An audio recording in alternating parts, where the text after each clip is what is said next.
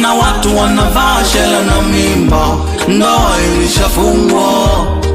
Hapo Mungu anawezaje kuhusika? Mbona tunamchefua?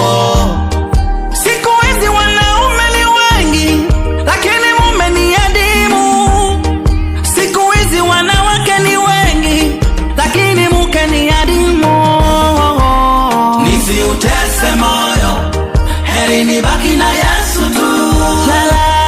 Nisiutese moyo, heri nibaki na Yesu. Watu wanasaliti. Nisiutese moyo, heri nibaki na Yesu. Watu wanadhalilisha. Nisiutese moyo, heri nibaki na Yesu. Wengine wana HIV. Nisiutese moyo, naogopa. Heri nibaki na Yesu tu. Nisiutese moyo.